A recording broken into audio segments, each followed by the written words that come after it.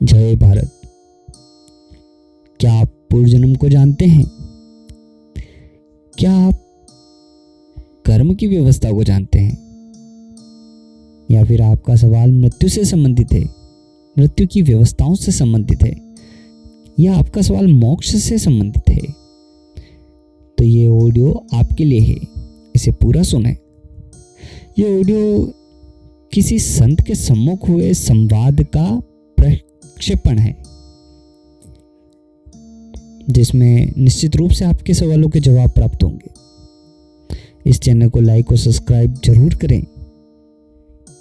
चलो शुरू करते हैं। प्रश्न: पूर्वजन्म किसको कहते हैं? उत्तर: जब जीवात्मा एक शरीर का त्याग करके किसी दूसरे शरीर में जाती है तो इस बार बार जन्म लेने की क्रिया को पुनर्जन्म कहते हैं। प्रश्न: पुनर्जन्म क्यों होता है? उत्तर: जब एक जन्म के अच्छे बुरे कर्मों के फल अधूरे रह जाते हैं तो उनको भोगने के लिए दूसरे जन्म आवश्यक है। प्रश्न: अच्छे बुरे कर्मों का फल एक ही जन्म में क्यों नहीं मिल जाता? एक ही जन्म में सब कुछ निपट जाता तो कितना अच्छा होता। उत्तर: नहीं। जब एक जन्म में कर्मों का फल शेष रह जाए तो उसे भोगने के लिए दूसरे जन्म अपेक्षित होते हैं। प्रश्न: पूर्वजन्म को कैसे समझा जा सकता है? उत्तर: पूर्वजन्म को समझने के लिए जीवन और मृत्यु को समझना आवश्यक है, और जीवन मृत्यु को समझने के लिए शरीर को समझना आवश्यक है। प्रश्न: शरीर के बारे में बताएं। उत्तर: हमारे शरीर को निर्माण प्रकृति से हुआ है, जिसमें मूल प्रकृति सत्व, रजस और तमस से प्रथम बुद्धि तत्व का निर्माण हुआ है। बुद्धि से अहंकार, अहंकार से 5 ज्ञानेंद्रियां चक्षु, जीवा, नासिका, त्वचा और श्रोत्र या मन, 5 कर्मेंद्रियां हस्तपाद, उपस्थ, पायु और वाक। शरीर की रचना को 2 भागों में बांटा गया है, सूक्ष्म शरीर और स्थूल शरीर। प्रश्न: सूक्ष्म शरीर किसको बोलते हैं? उत्तर: सूक्ष्म शरीर में बुद्धि, अहंकार, मन, ज्ञानेंद्रियां, ये सूक्ष्म शरीर आत्मा को सृष्टि के आरंभ में जो मिलता है, वही एक ही सूक्ष्म शरीर सृष्टि के अंत तक उस आत्मा के साथ पूरे एक सृष्टि काल तक चलता है। और यदि बीच में ही किसी जन्म में कहीं आत्मा का मोक्ष हो जाए तो यह सूक्ष्म शरीर भी प्रकृति में वहीं विलीन हो जाएगा। प्रश्न: स्थूल शरीर किसको कहते हैं? उत्तर: 5 कर्मेंद्रियां हस्त, पाद, उपस्थ, वायु, वाक, ये समस्त पंच भौतिक बाहरी शरीर है। प्रश्न: जन्म क्या होता है? उत्तर: जीवात्मा का अपने करणों यानी सूक्ष्म शरीर के साथ किसी पंचभौतिक शरीर में आ जाना ही जन्म कहलाता है। प्रश्न: मृत्यु क्या होती है? उत्तर: जब जीवात्मा का अपने पंचभौतिक स्थूल शरीर से वियोग हो जाता है तो उसे ही मृत्यु कहा जाता है। परंतु मृत्यु केवल स्थूल शरीर की होती है, सूक्ष्म शरीर की नहीं। सूक्ष्म शरीर भी छूट गया तो वह मोक्ष कहलाएगा, मृत्यु नहीं।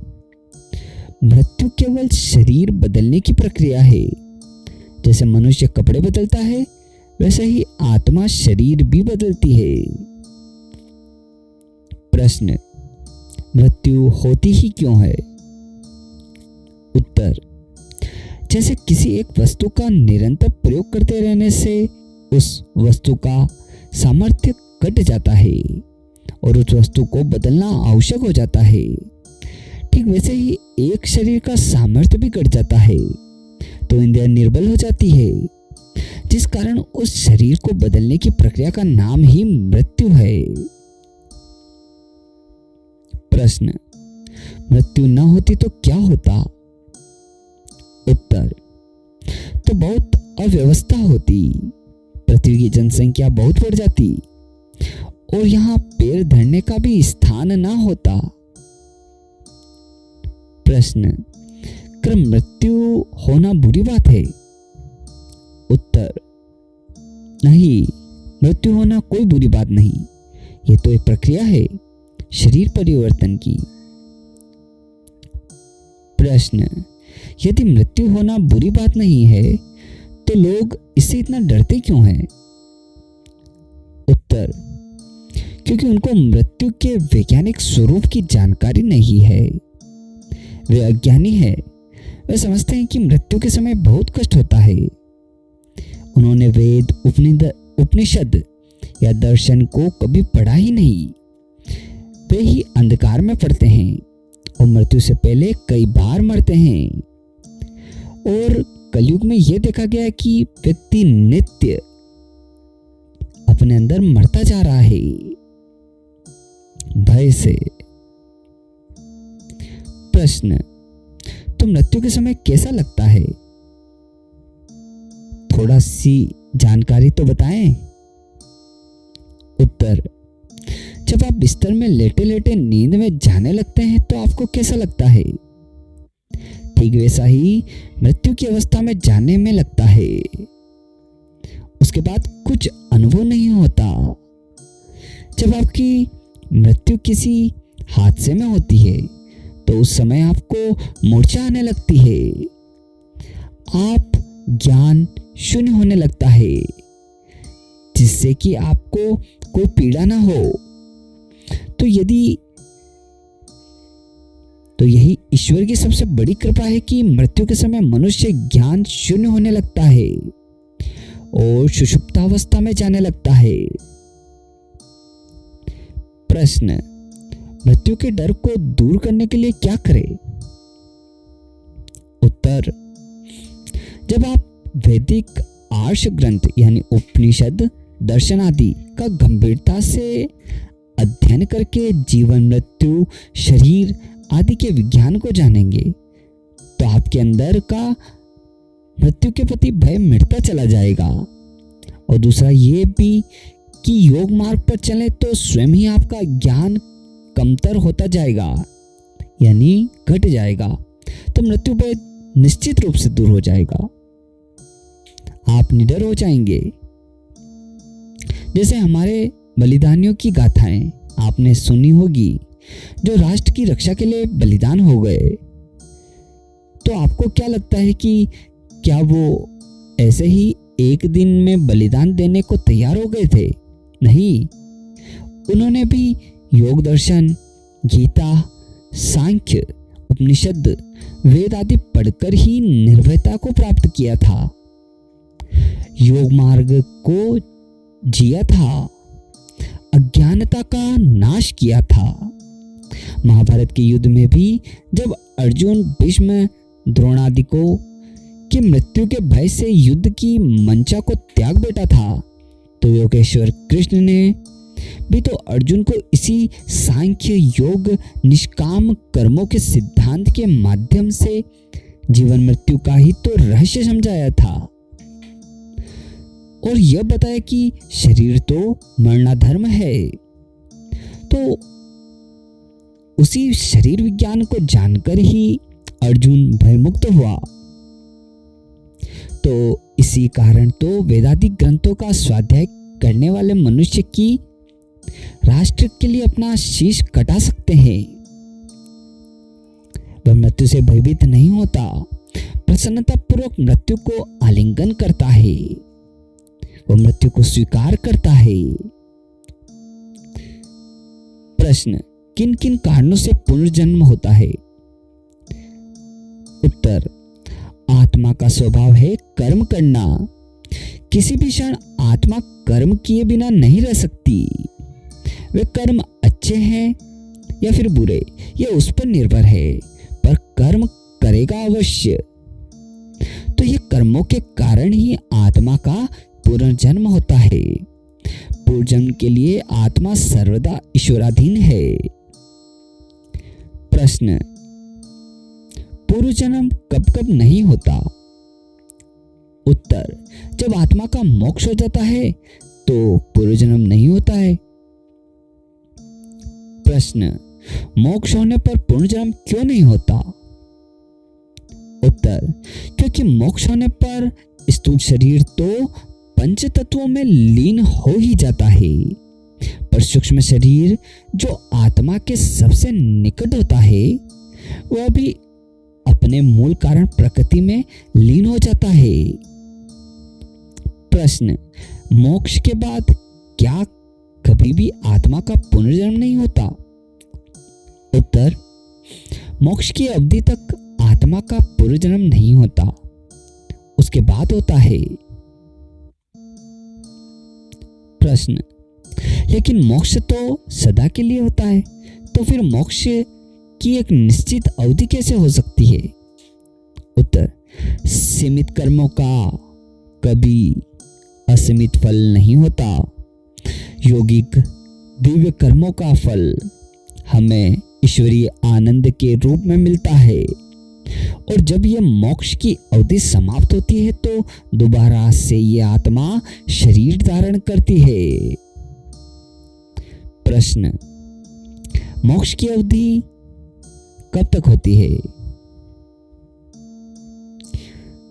उत्तर, मोक्ष के समय का अनुमान लगाना मुश्किल है।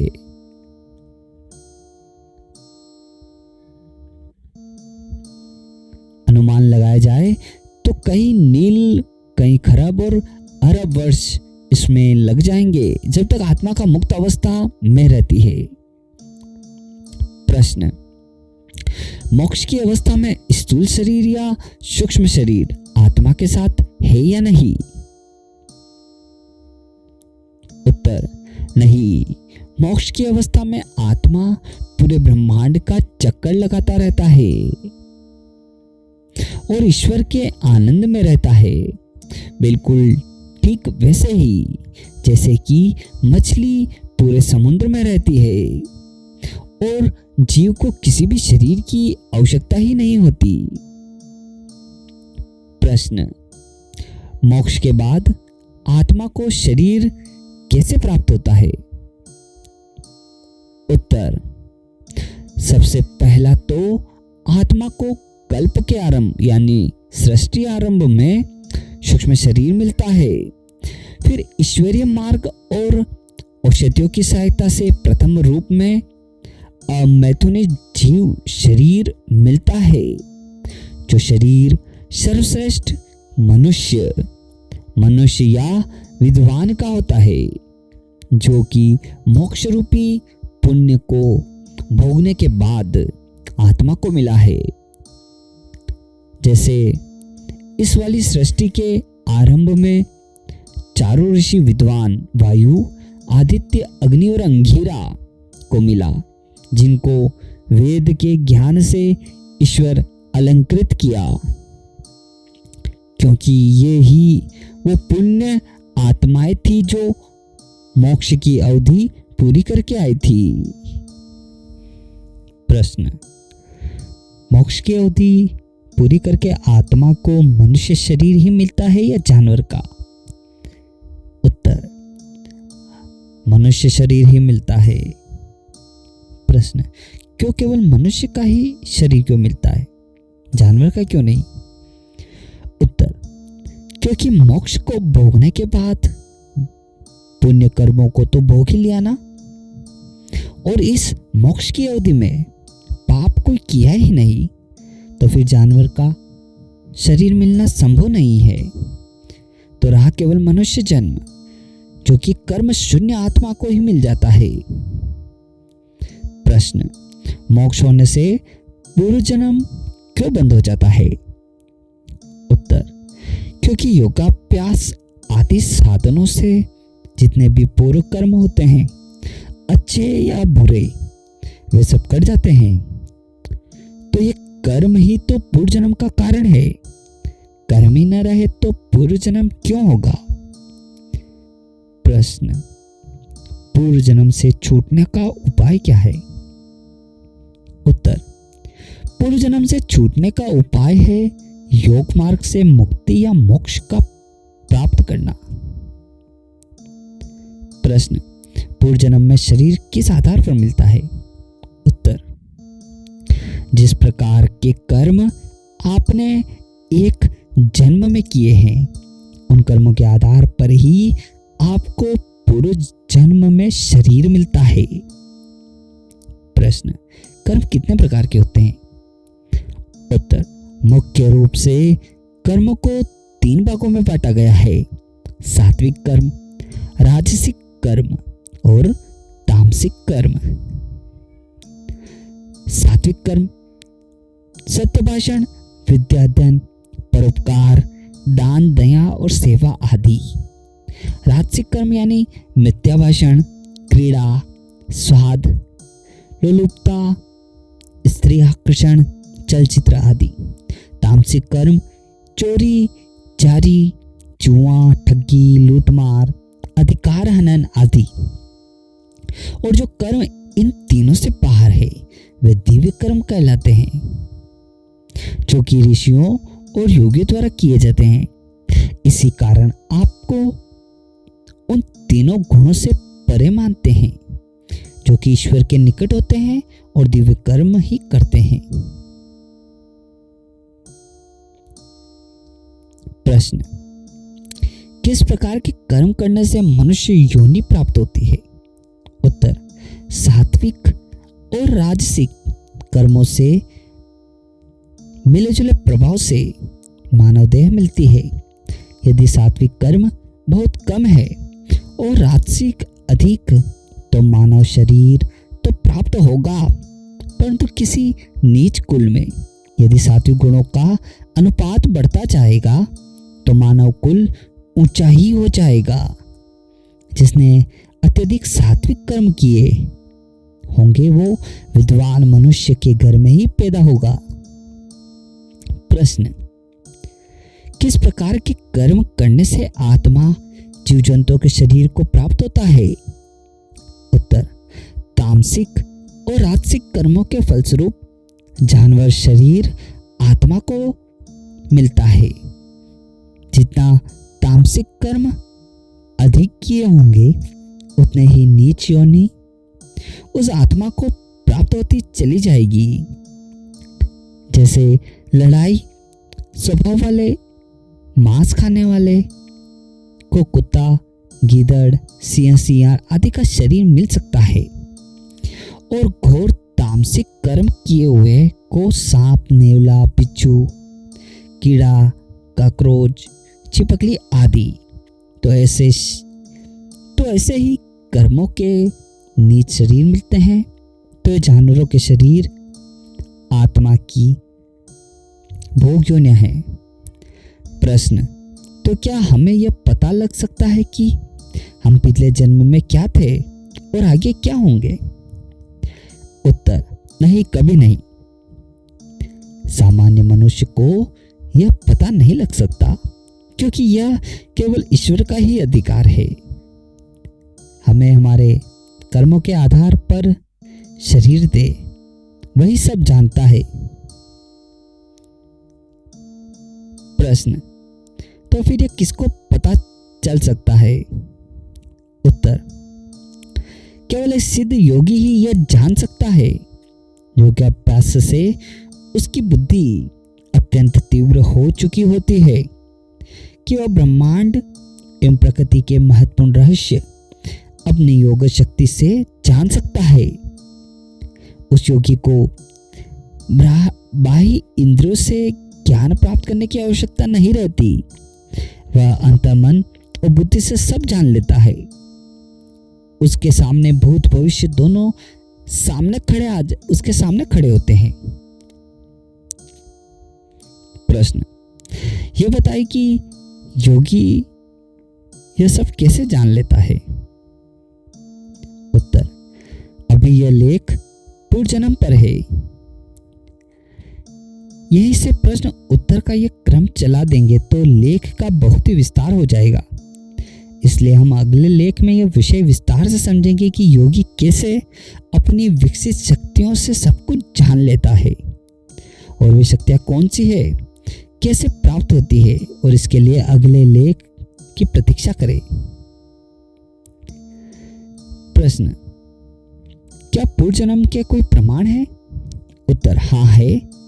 जब किसी छोटे बच्चे को देखो तो वह अपनी माता के स्तन से सीधा ही दूध पीने लगता है, जो कि उसको बिना सिखाए आ जाता है, क्योंकि यह उसका अनुभव पिछले जन्म में दूध पीने का रहा है, वरना बिना किसी कारण के ऐसा हो नहीं सकता। दूसरा यह कि कभी आप उसको कमरे में अकेला लेटा दो तो वो कभी कभी हंसता भी है। ये सब पुराने शरीर की बातों को याद करके वो हंसता है, पर जैसे जैसे वो बड़ा होने लगता है तो धीरे धीरे सब भूल जाता है। प्रश्न, क्या इस पूर्व जन्म को सिद्ध करने के लिए कोई उदाहरण है? उत्तर, हाँ। जैसे अनेकों समाचार पत्रों में या टीवी में भी आप सुनते हैं कि एक छोटा सा बालक अपने पिछले जन्म की घटनाओं को याद रखे हुए और सारी बातें बताता है, जहां जिस गांव में पैदा हुआ, जहां उसका घर था, जहां पर वो मरा था, और इस जन्म में वह अपने उस गांव में भी कभी गया तक नहीं था, लेकिन फिर भी अपने उस गांव की सारी बातें याद रखे हुए हैं।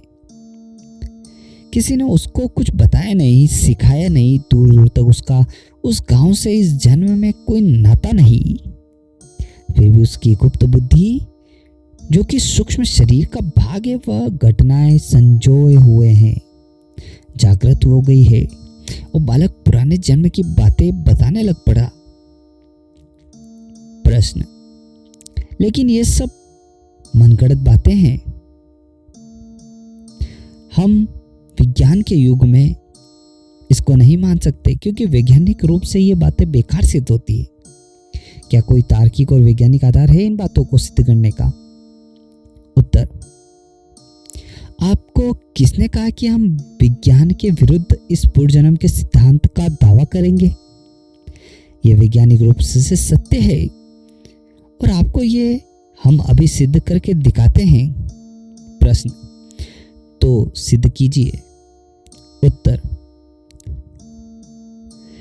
जैसा कि आपको पहले बताया गया कि मृत्यु केवल स्थूल शरीर की होती है, पर सूक्ष्म शरीर आत्मा के साथ वैसे ही आगे चलता है, तो हर जन्म के कर्मों के संस्कार उस बुद्धि में समाहित होते रहते हैं और कभी किसी जन्म में वो कर्म अपनी वैसी ही परिस्थिति पाने के बाद जागृत हो जाते हैं।